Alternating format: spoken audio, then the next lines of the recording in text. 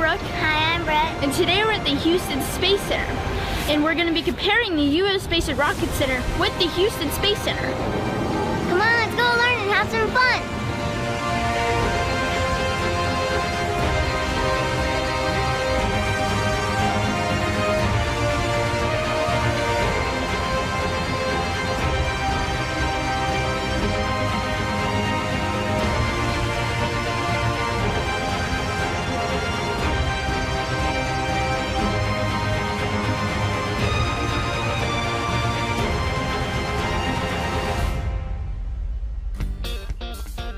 Since we are in quarantine right now, and the U.S. Space and Rocket Center is closed until this is all over, we'd like to tell you about the trip we took a few months ago to Texas.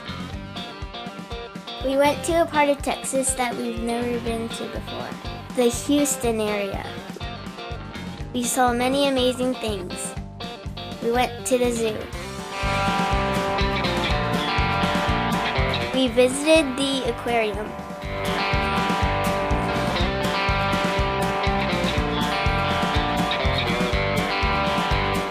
We spent the day at the Houston Museum of Natural Science.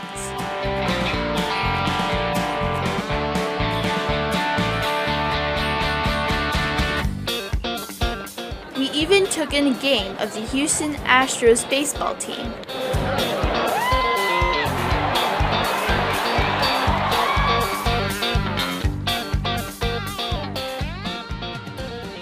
And we were excited to visit Space Center Houston. Since we are so familiar with the U.S. Space and Rocket Center in our hometown of Huntsville, Alabama, it was impossible not to compare the Space Center Houston with the Rocket Center we love so much. We got there around lunchtime, so the first thing that we did was stop to get something to eat. Houston got off to a good start because the Zero G Diner beat the quality of the food that we find at the Mars Grill in Huntsville. After we refilled our stomachs, we started off with their Mission Mars exhibit.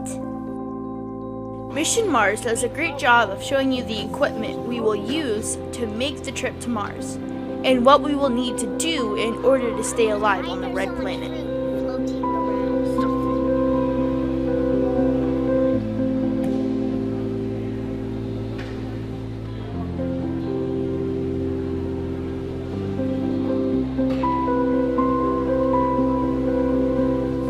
You can design your own spacesuit for the Mars mission.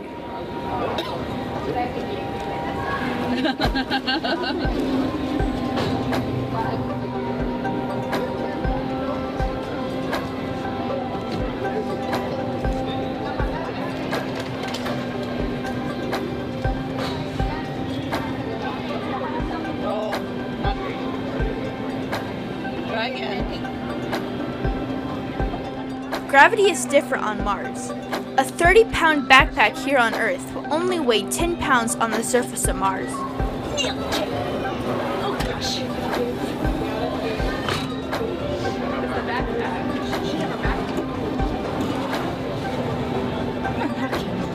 This was fun!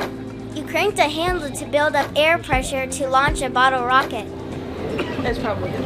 All right, now. You ready? 3, 2, 1. Here's something sitting right on top of it. Okay. Then we moved over into the Astronaut Gallery, where we got to see some of the science on display. Vanessa, and I'm going to be with you to teach you about our pop-up science lab, which is learning about the lander InSight that is right now on Mars. It actually just got there not too long ago, and so for the slinkies, what we're learning about is we're learning about S waves and P waves. Okay, so can you please hold the slinky? So I'm gonna go ahead and show you what S waves look like. They look like this, okay? And now S waves are named S waves because S for secondary, which is the second waves that the seismometers measure whenever there's like a vibration on the earth and stuff like that. And then you have your P waves, which are your primary waves. These are very strong. These are the first waves that are measured by the seismometer. And then, so can you show me S wave? What does the S wave look like? Do you remember? Very good. Can you show me P waves? Awesome. High five. Good job. Okay, so now we will come to the instrument that is called a seismometer, and it's really cool because it's called a seismometer. Seismologists use it, and it measures seismic waves. Okay, and the seismic waves are generated by volcano eruptions or earthquakes and stuff like that. So here I try to give my best representation of two different kinds of waves, but if you watch this video you will see a really good one. This is just like a little prototype that we have here.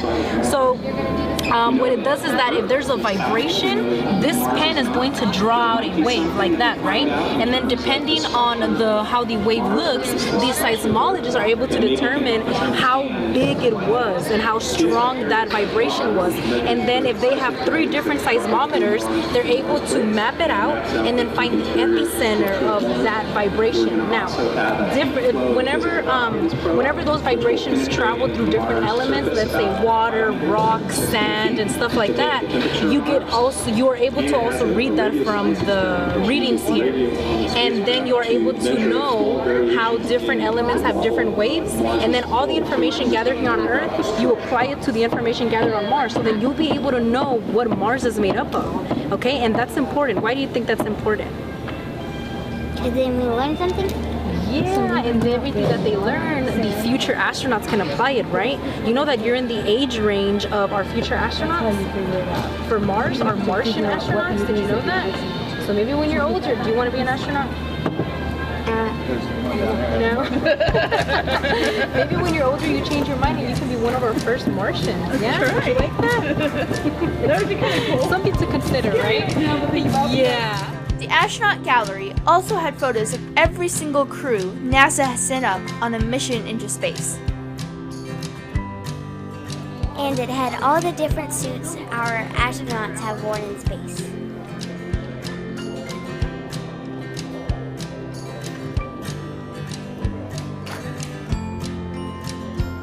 This is the actual suit Pete Conrad wore on the surface of the moon on the Apollo 12 mission.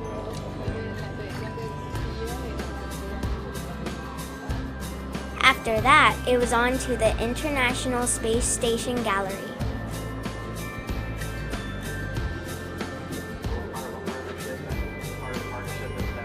This display was very similar to the space station display you walk through at the U.S. Space and Rocket Center. Look, they've even got a robonaut just like ours.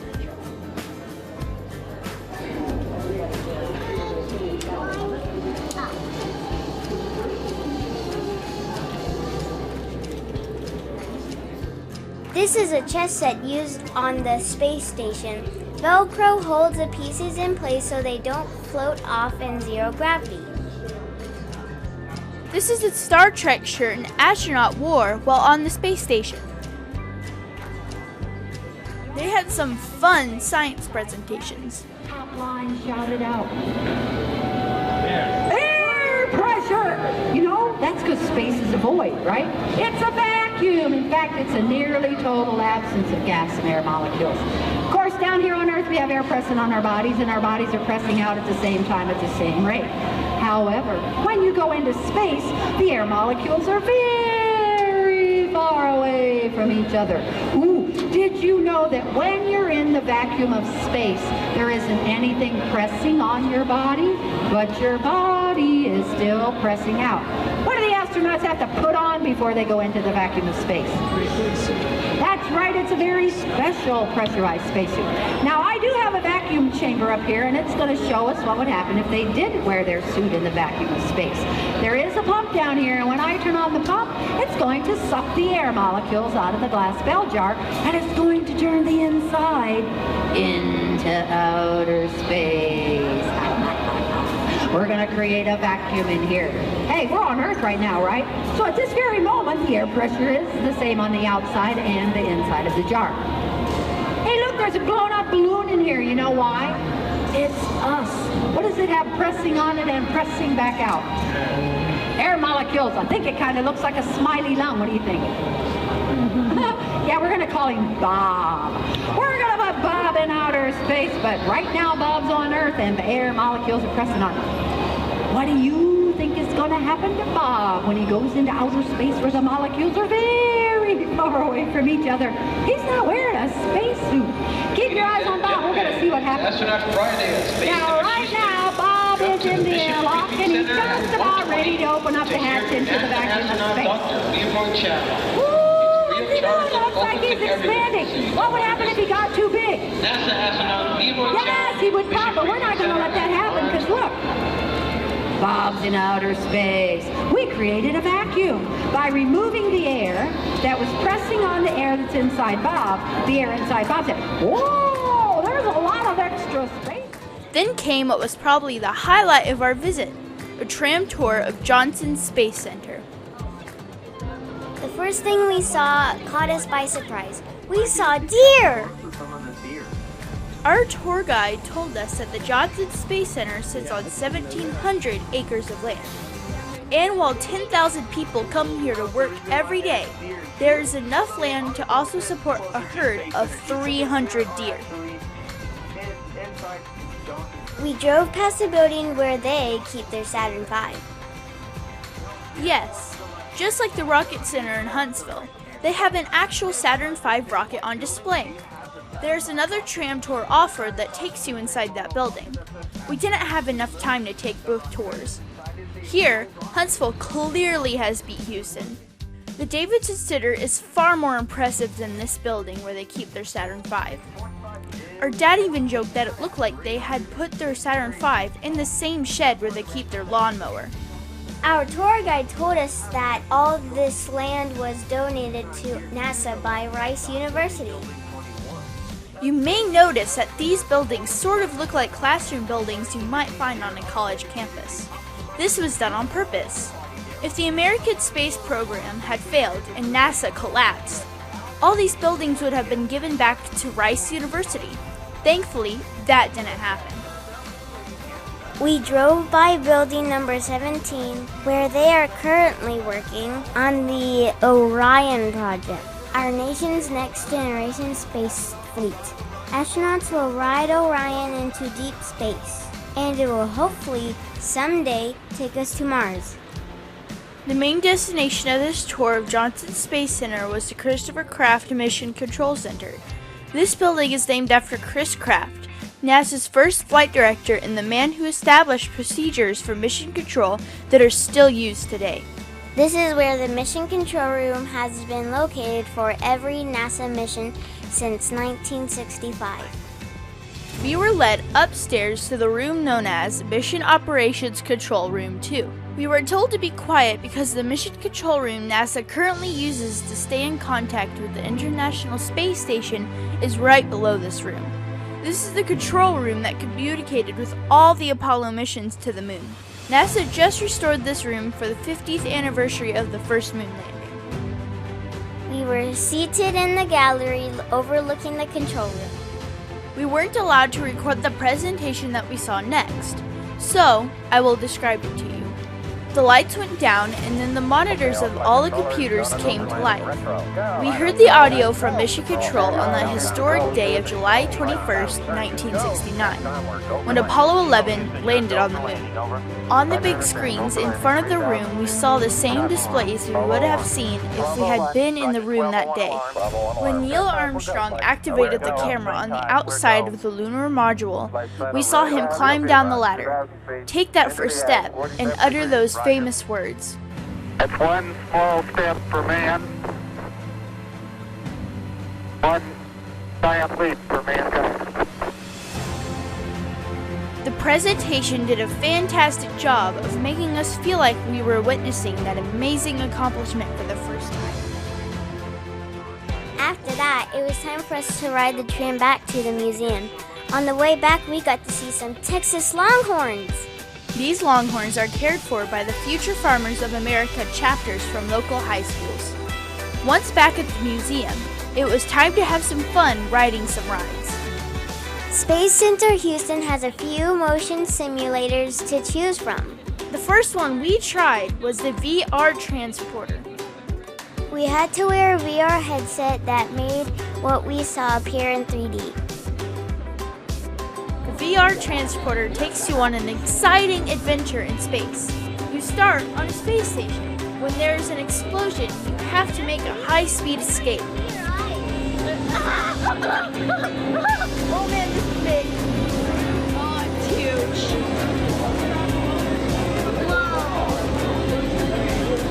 I'm gonna die. You barely avoid debris floating in space. It's gonna slap me in the head. Stay there. They have a fighter jet simulator that looked exciting. We passed on it though, because it looked a little too intense for us. The next simulator was very familiar to us. It is the exact same simulator as the hypership back at the US Space and Rocket Center. It showed the exact same black hole adventure that we see in the hypership back home, and it was just as fun as the hypership back in Alabama. There was one big difference though. Yes, the big difference was we had to pay extra for each of the simulators we rode.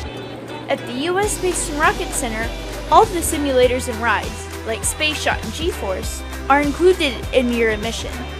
You don't pay extra for them. So does that make Space Center Houston more expensive? No. That tram tour we just took was included with our museum ticket. If we had more time, we could have taken the second tram tour to the Saturn V Rocket. That is also free. However, if you are visiting the US Space and Rocket Center and want to take the bus tour of Redstone Arsenal and Marshall Space Flight Center, that is an extra charge. So, all in all, the two museums even out. We spent some time in their kids' space place. There was a lot of fun stuff to play with there.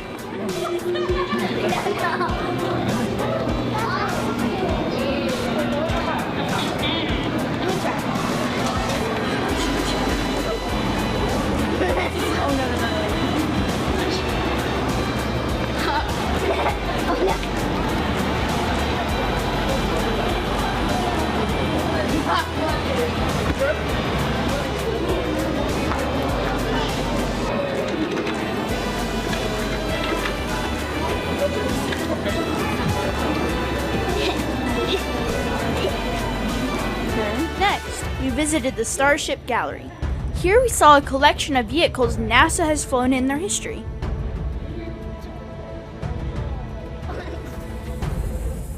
This is what the astronauts trained in for the Skylab missions, America's first space station. This Skylab trainer is so big that it had to be put in place first, and then this wing of the museum was built around it. This is a model of Skylab.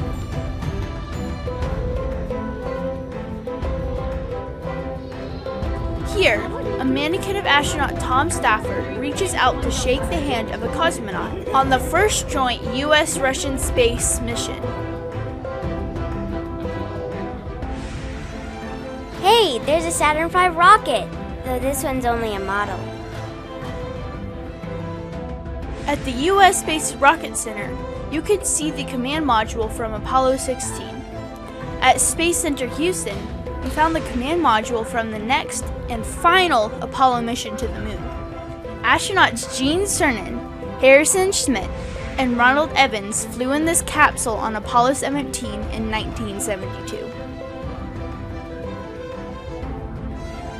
This is Faith 7, the final Mercury spacecraft to orbit the Earth. This was flown by Gordon Cooper in May 1963. Then, it was back outside to visit Independence Plaza to see shuttle carrier aircraft NASA 905 used to transport space shuttle orbiters. NASA 905 ferried the shuttle 223 times during its 35-year career. It has been on display here at Space Center Houston since 2016. We took the elevator to the top to see Space Shuttle Independence. It is not a real shuttle. It is a life-sized model that you can go inside. The cargo bay of the space shuttle was 15 feet wide and 60 feet long. They would use the cargo bay to haul satellites into space and then release them into orbit around the Earth. cargo bay doors would open so that the astronauts could do their work in space. Roger, roll. Vehicle rolling from tail south, round 235 degree azimuth, northeast. This long tube you see with the word Canada on it is what was called the Canadarm. It is a 50-foot long robot arm developed by the Canadian Space Agency. The shuttle crew would use this robot arm to lift and release satellites in the cargo bay. They could also use it to grab a satellite and pull it into the cargo bay for repairs. This is the cockpit of the Independence.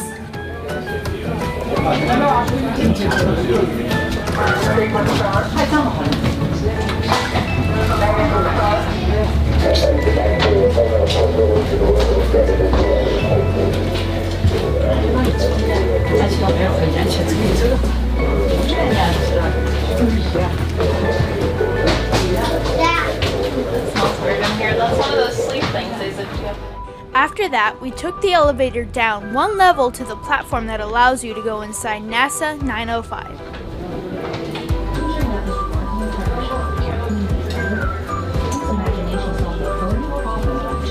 John Connor was so very instrumental in the space shuttle program because he was the one that replacing the suit.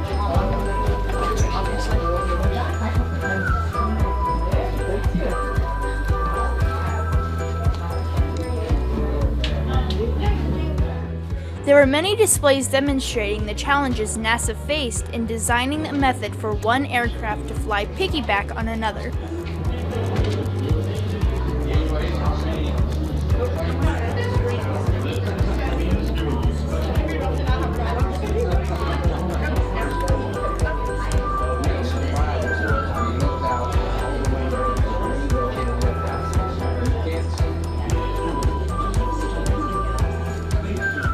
Getting the 905 and the shuttle to line up was not as easy as it looked. Going inside a shuttle and this jumbo jet was amazing! We got to walk down an orbiter access arm. Astronauts would have walked down this arm when the space shuttle was on the launch pad at Cape Canaveral. I know. It's no camera. It's a big camera. Huge.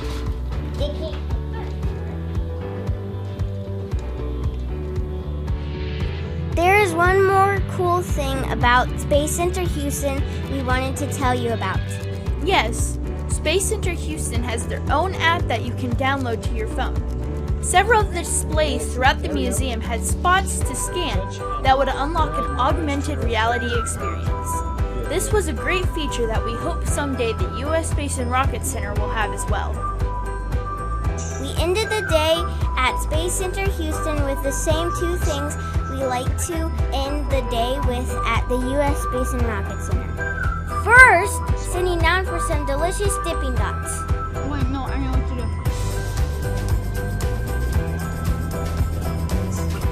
And then, stopping for a visit to the gift shop.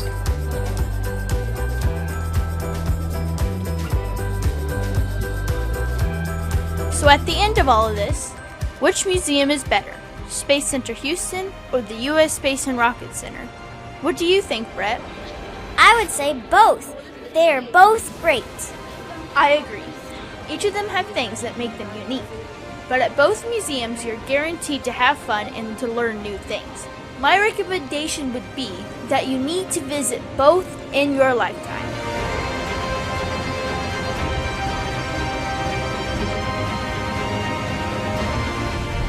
Thank you for watching, and we hope you learned something, and we hope you had a blast!